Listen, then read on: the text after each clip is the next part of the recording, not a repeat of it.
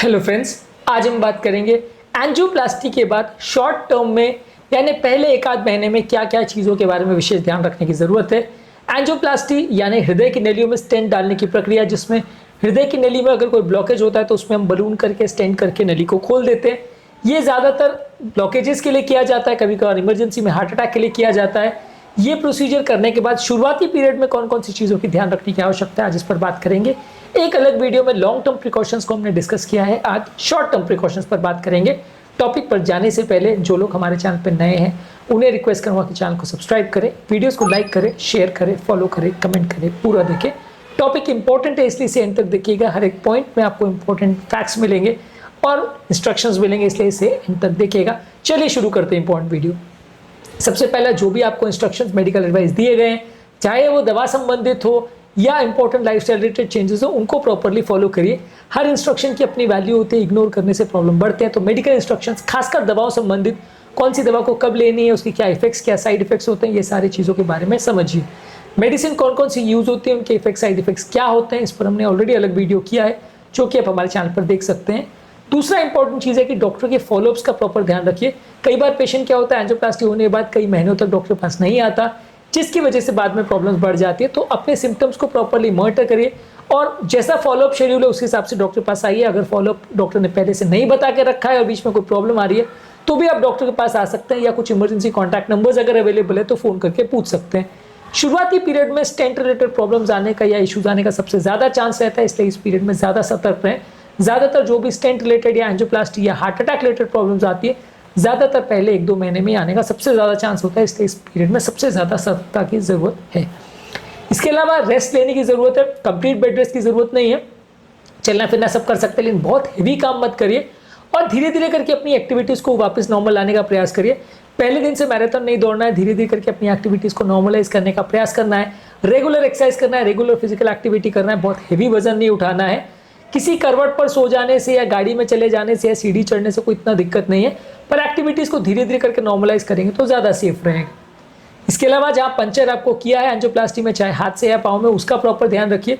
वो area clean और dry होना चाहिए। उसमें लंबे समय तक कोई बैंडेज या प्लास्टर लगाने की ज़रूरत नहीं होती, पर उसमें थोड़ा इन्फेक्शन वगैरह होने का चांस रहता है, तो उसको प्रॉपर ध्यान दीजिए। वहाँ पे अगर चकत्ते वगैरह पड़ रहे हैं या लाल हो रहा है तो ब्लीडिंग इंटरनल हो सकती है, उसका प्रॉपर ध्यान दीजिए। और अगर कुछ प्रॉब्लम हो रही है, ज़्यादा पेन वगैरह हो रहा है या कुछ कॉम्प्लिकेशंस हो रहे हैं, तो डॉक्टर को बताइए, वो उसका प्रॉपर वे में मैनेज करेंगे। तो पंचर साइट का विशेष ध्यान रखिए। पहले एक आध महीने या 15 दिन इसमें थोड़ा ज़्यादा प्रॉब्लम होता है। पंचर साइट रिलेटेड क्या इश्यूज होते हैं, इसको ऑलरेडी हमने कल वीडियो में डिस्कस किया है। इसके अलावा खाने पीने का ध्यान रखिए, थोड़ा पानी ज़्यादा पीजिए, खासकर शुरुआती पीरियड में, जो बॉडी में मौजूद टॉक्सिन्स को फ्लश आउट करने में मदद करेगा। इसके अलावा फल सब्जियां ज़्यादा खाइए, low fat dairy products, whole grains, lean protein, ये सारी चीज़ ज़्यादा लीजिए। ये सारी हेल्दी डाइट का पार्ट रहती है। ज़्यादा तली गली चीज़ें, स्पाइसी चीज़ें या oily junk food, process food, बहुत ज़्यादा मसाले वाली चीज़ें, ये सारी चीज़ों को अवॉइड करिए। ये आपको नुकसान करेंगी और हार्ट को लॉन्ग टर्म में प्रॉब्लम करेगी। शुरुआती पीरियड में जब तक आपका चक्कर वगैरह का प्रॉब्लम कुछ सॉर्ट आउट नहीं होता या जब तक आपको कोई सिग्निफिकेंट प्रॉब्लम है, तब तक ड्राइविंग मत करिए। फिर धीरे धीरे करके अपनी एक्टिविटीज़ को बेटर इंप्रूव कर सकते हैं। 10 से 15 दिन के बाद ज़्यादातर लोग अपना जॉब ज्वाइन कर सकते हैं, अगर उनकी ओवरऑल कंडीशन ठीक है और हार्ट का पंपिंग वगैरह ठीक है। तो जब आप पहले फॉलोअप पर डॉक्टर से मिलते हैं तो उनसे डिस्कस करिए आप जॉब कब से ज्वाइन कर सकते हैं। पहले ज़माने में ज़्यादातर लोग को ये बोला जाता था कि 1 महीना तक एटलीस्ट बेड रेस्ट करें और 1 महीने के बाद ज्वाइन करें। अगर पेशेंट स्टेबल है और कोई ज़्यादा दिक्कत नहीं है तो 15 दिन में आप काम चालू कर सकते हैं, धीरे धीरे करके अपनी एक्टिविटी बढ़ा सकते हैं। यदि पेशेंट बिल्कुल ही स्टेबल है और इलेक्टिव एंजियोप्लास्टी हुआ है, हार्ट अटैक नहीं हुआ है, तो एक्टिविटी 5-7 दिन में भी चालू कर सकते हैं और अपना जॉब 5-7 दिन में ज्वाइन कर सकते हैं। वहाँ कोई ज़्यादा बेड रेस्ट की ज़रूरत नहीं है। अगर हार्ट अटैक हुआ है तो फिर 15 दिन या 1 महीना बेड रेस्ट की आवश्यकता हो सकती है, और वो सिम्टम्स कितने हैं और प्रॉब्लम कितने हैं उस पर डिपेंड करेगा। उसका रिलेशन मेनली एंजियोप्लास्टी से नहीं, उनका मेनली रिलेशन आपके हार्ट अटैक और उसकी इंटेंसिटी से ज़्यादा होता है। इसके अलावा जो भी आपको मेडिसिन दी गई है उसको प्रॉपर्ली फॉलो करिए। यदि मेडिसिन संबंधित कोई इफेक्ट्स या साइड इफेक्ट्स हो रहे हैं तो उसका ध्यान दीजिए, खासकर अगर कहीं से अगर ब्लड जा रहा है, खांसी में, उल्टी में, मोशन में कभी ब्लड जा सकता है। इसके अलावा धड़कन बढ़ना, पेशाब में जलन होना, खांसी होना, उल्टी होना, चक्कर आना, कमजोरी आना, इस तरह के साइड इफेक्ट्स दवाओं के हो सकते हैं। यदि कोई सिम्टम्स हो रहे हैं तो डॉक्टर को रिपोर्ट करिए। यदि आपको हार्ट संबंधित कोई सिम्टम्स हो रहे हैं, जैसे छाती में दर्द होना, घबराहट होना, बेचैनी होना, चक्कर आना, कमजोरी आना, हाथ पाँव में सूजन होना, तो वो भी डॉक्टर को रिपोर्ट करिए। कई बार बीमारी प्रॉपर कंट्रोल ना हो, ना मैनेज हो, इससे इश्यूज हो सकते हैं। तो अगर प्रॉब्लम हो रही है तो ज़्यादातर पहले 1 महीने ज़्यादा सावधानी की आवश्यकता है। इस दौरान तकलीफ आ सकती है और अगर तकलीफ आए तो डॉक्टर को मिलना आवश्यक है।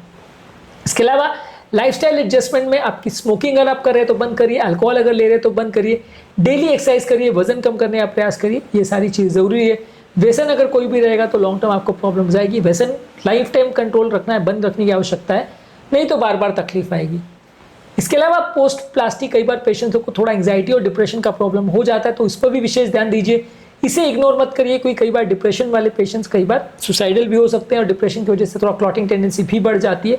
तो डिप्रेशन वाले पेशेंट्स को भी थोड़ा प्रॉपर्ली मैनेज और मेंटेन करना है। साइकाट्रिक सिम्टम्स को इग्नोर मत करिए, जरूरत पड़े तो साइकाट्रिस्ट को दिखाइए। इसके अलावा इमरजेंसी में क्या मैनेजमेंट करना है, कैसे प्लान करना है, कौन सी दवाई इमरजेंसी में होनी चाहिए, ये सारी चीज़ों पर विशेष फोकस जरूरी है, क्योंकि पहले 1-2 महीने इमरजेंसी होने का चांस थोड़ा ज़्यादा रहता है।